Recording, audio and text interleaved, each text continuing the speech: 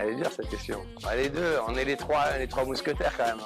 On peut pas choisir un des deux. If it's true, then why you run it? You run it. Ooh, oh. If you're really being honest, if you really want this, ooh, oh. Why you acting like a stranger? What's with your behavior? Ooh, oh. Aujourd'hui, dans le cadre du cours AFIB Promo 2019-2020, nous allons vous présenter une vidéo qui porte sur les marchés SSA. Alors, tout d'abord, SSA est l'acronyme de Supranational Sub-Sovereign and Agency, qui regroupe différents émetteurs, chacun ayant des besoins différents en termes de financement. Ces émetteurs peuvent être divisés en deux catégories distinctes, les émetteurs financiers et non financiers. Les obligations émises par SSA sont considérées comme des investissements sûrs, grâce à leur statut étatique ou encore les structures de garantie qu'ils proposent, qu'elles soient implicites ou explicites. Enfin, les émetteurs de SSA ont d'excellentes performances et représentent donc des profils à crédit robustes. Le supranational est défini comme une institution à travers de nombreux pays. Ainsi, les émetteurs supranationaux, grâce à leur structure distribuée en actionnaires, prennent généralement 0% de risque. Enfin, les émetteurs dits subnationaux sont un niveau en dessous des émetteurs souverains. Cependant, définir le secteur des agencies est beaucoup plus difficile en ce que cette appellation peut regrouper différents types d'institutions. Ici, le terme agency est utilisé comme un terme inclusif pour définir une institution qui effectue une tâche pour le compte de son gouvernement souverain ou encore un État souverain lié.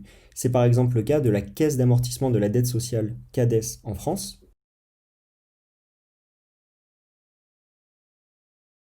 de l'Instituto de Crédito Oficial ICO en Espagne ou encore de Fannie Mae and Freddie Mac aux États-Unis. Les structures de garantie en place peuvent être découpées en 5 catégories.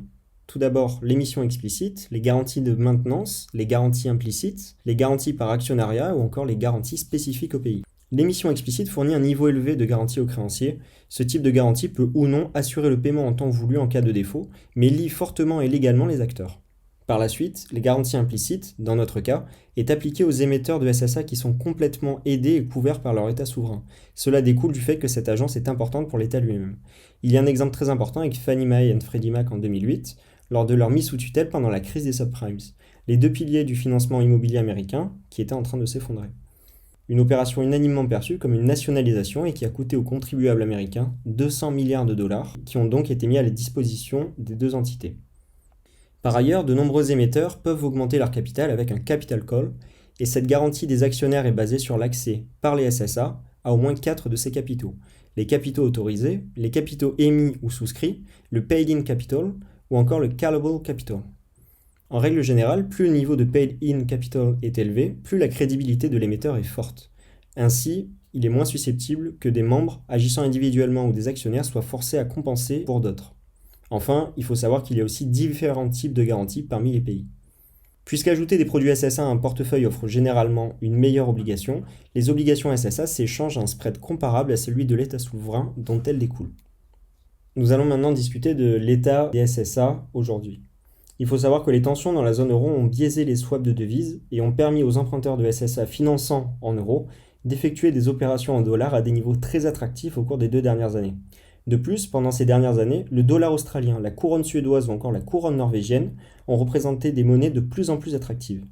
Par ailleurs, au mois de mai de cette année, la KfW, qui est une institution de droit public allemande, a émis son obligation inaugurale en yuan.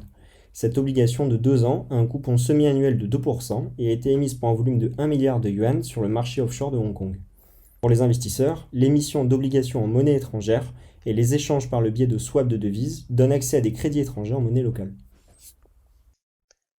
Je vais maintenant vous parler de deux SSA, le FSF, Fonds européen de stabilité financière, et l'ESM, le mécanisme européen de stabilité.